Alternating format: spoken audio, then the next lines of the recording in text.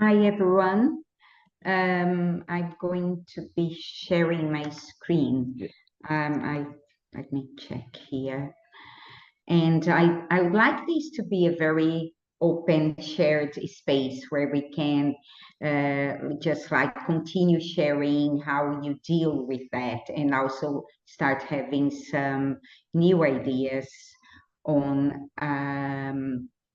how to cope with everything around us. So I see this as a hub so we can really understand ourselves better and learn with each other. So more like into a learning space, because this is also part of what is happening right now among ourselves. So this how are we feeling today? So this is something that we do take for granted. So people ask each other, but never answer. The answer is a learned behavior saying, oh, everything's fine. Oh, I'm not bad, not too bad, or things just like that. So just like something we say, but it's not meaningful. We are not saying anything because if we say something like, if I'm going to really say how I'm feeling, I'm going to stop tomorrow or things like that. So it's important that we really acknowledge how we are feeling. So these are the things that we are saying, that you become more aware of them. And could be bored, excited, super worried, with the anxiety going from 0 to 100. So it's too calm.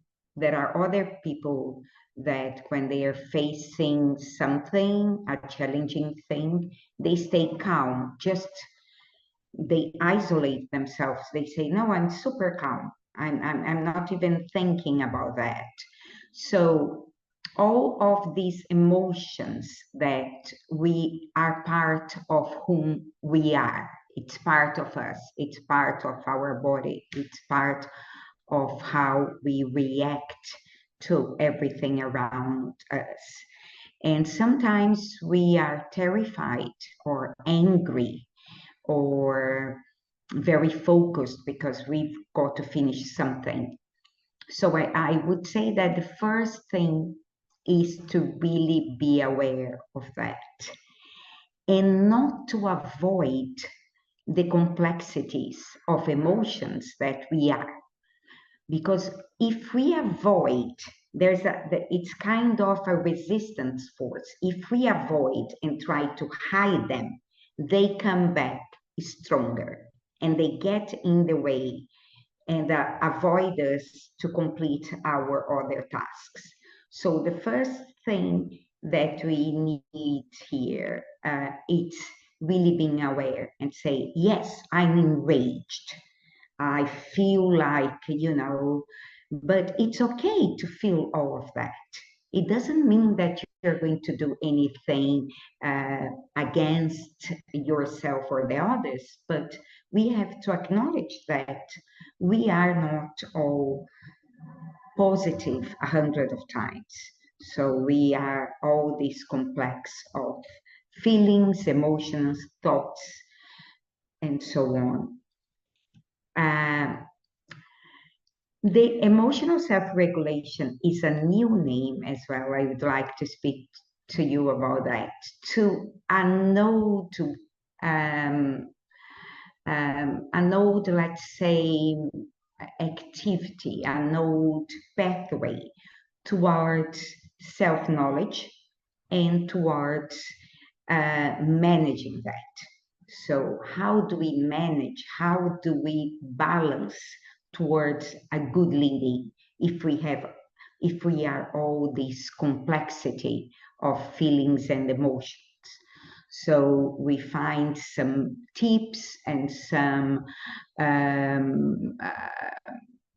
activities and things from Plato to il dolce far niente from the Italian people that say when you are too overwhelmed, just relax and stay there doing nothing for 5, 10 minutes. This is going to solve half of the thing. So there's a whole concept on that. The difficult thing here, I would say, is that most of the time, something that helps you does not help the other. Every single one of us is a different being. So for some people, meditation does miracle. And for some other, it doesn't work. And literally, it doesn't work. So for some people, if I say, go to the nature, walk around the park, they are going to say, oh, Monica, this has done miracles in my life. For other people, they say, look, there is no park. I live in New York City. I have to go to the other side of the town to reach the park. If I do that, I don't get back in time. So I will be overstressed by going to the park. So it's important that we find our own ways. And that's a learning process. That's why I told you it's all about learning to self-manage ourselves. So it needs, and sometimes by sharing, another person gives you an idea and you never tried, and you go and try it, and that might really help. So I would say that's the important thing. Try, analyze, and if it works, adopt. If it doesn't, throw away and go to the next technique. By responding to our self-regulation and to all these feelings and also behaviors, sometimes we have overly intense emotions. Sometimes we don't know how to deal with that emotion, or we are not aware of that it is that it's affecting us. So it's important that we manage these stressors and try to understand the pattern of, as you were saying, of behaviors, emotions, and situations. So you can do journaling, you can do even use all the apps that we have nowadays to see if there's something in common. What is triggering that kind of behavior? So, for example, some people, when they are sad or frustrated, they go shopping and they spend very huge amount of money into shopping, like this impulsive behavior. And sometimes, and that brings another worry, because that person is going to have to work more, or will have some issues in paying all of that. So can we have better ways, new ways to deal with that, with frustration, for example? Yes, we can. But sometimes we don't know which is that pathway. And we have to create, we have to test, analyze, understand. We have to go on trying all of that. But you say, Monica, but why all of that? Is it my fault? Is it something that a vitamin that I'm not taking, or something because my parents were toxic, or all of that thing? No, this is something that it's happening more and more. And why is it happening that we are having difficulties in regulating our emotions? We, in our way of living nowadays, we have very little free time. And free time, I mean really free time. It's not free time doing this, sport, gym, and that. No, it's doing nothing time. We also, most of us, we don't walk as much as we used to. So walking to work, walking to school, like people used to have in the past, you would have 1 hour just walking, 1 hour in walking to reach your work. If you had anything bad at home, when you arrived at work after 1 hour walking, you would have forgotten, absolutely solved out in your own thoughts. And the same, if you had a bad day at work and going home, if you had 1, 2 hours just walking in the nature and everything, seeing the landscape, you would arrive all fine. But no, now it's 1 hour traffic and this and that and that. So it's a big wheel of issues and problems and taking us around that. The social gatherings as well, it's quite stressing nowadays. Didn't used to have so many stressors in the past. We always have the conversations for a purpose, so endless conversations, those conversations that you do with no purpose but sharing and feeling good about it. More time in nature, no light at night, so people would really, they would have to calm down in the evenings. There was no, imagine 7 p.m., everybody would be calming down because we couldn't do much, could we? So it's a whole pattern of things, and it's important that we acknowledge that it's not our fault. We are living in complex times, and we are being affected by complexities, and we have to manage that in order not to disrupt. I hope this gave you an idea of this. So my tip here is that we find not only one pathway, but I always say here we need to have a plan A, B, and C at least. And Igor, I don't know if it's this time right now, but I'd like to propose an exercise. Yes, and I'm going to do with myself as well. So we can gather some self-awareness and also some possible solutions on that. That's the multiple pathways for you to do. So I'd like... if I can on this say one thing, yes, of course. I would like maybe to open to questions and then we go to the exercise. Yes. I don't know, whatever. Yeah, just want to say that exercise is that you don't have to do this if someone doesn't want to do this. Please, we don't want to push anybody. I believe it's profitable for everyone, but stay with us. Please continue, Monica. Yes, no, and of course we are on the pursuit of really this relaxing atmosphere, and also you can do the exercise and not share or even think with yourself, or if this poses some kind of stress, just don't do it. Il dolce far niente. That's the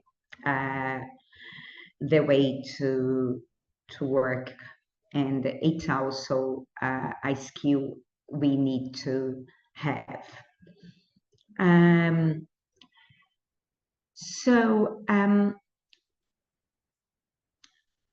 One situation that you are not very happy in your life, and that triggers you a lot of could be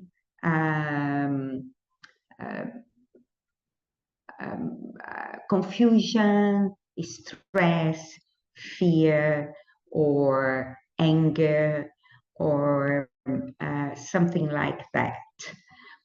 So you know usually the situation and the emotional and your reaction towards it.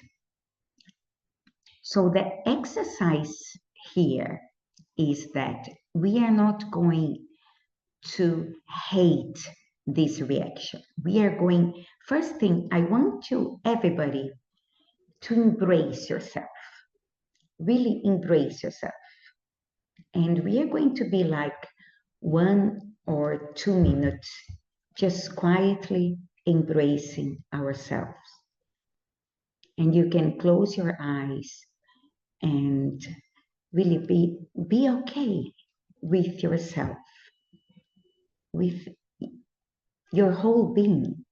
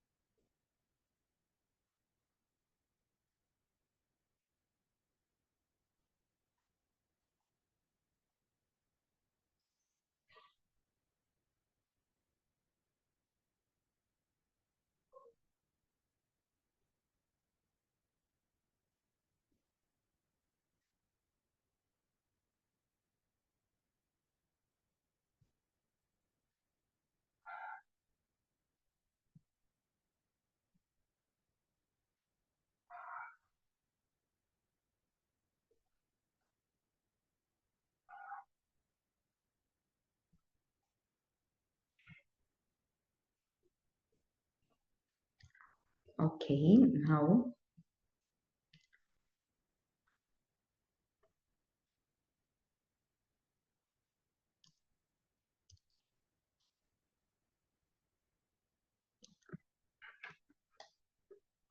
if you can think now about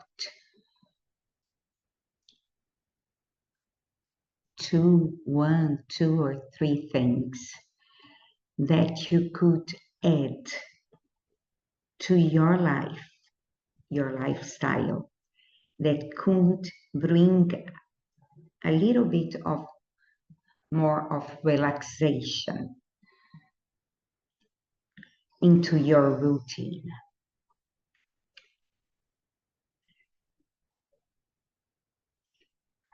Take note onto that. Could be in your cell phone, or could be some insight that you had, something that could bring some peace and joy.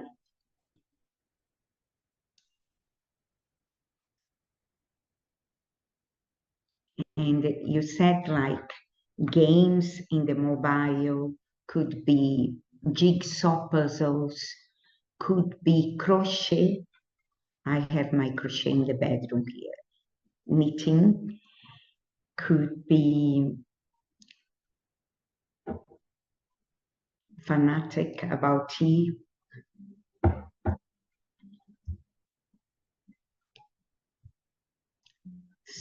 So things could be 1 or more things that you can really do.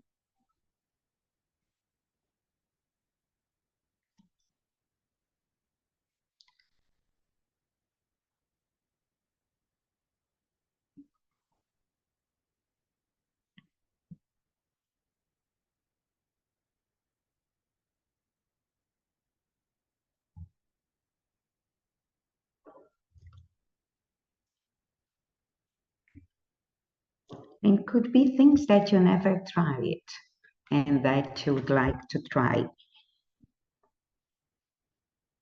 for the first time. Like I said, gardening. Gardening is a good habit to start with, taking care of the plants.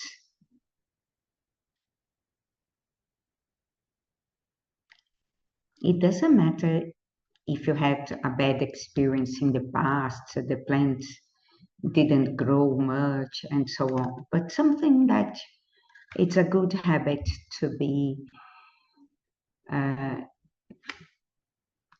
to be acquiring, to be learning.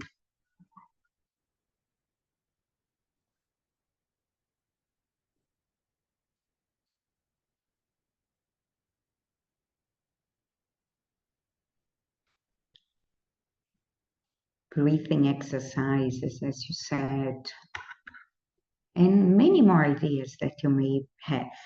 So now I'm going to finish this.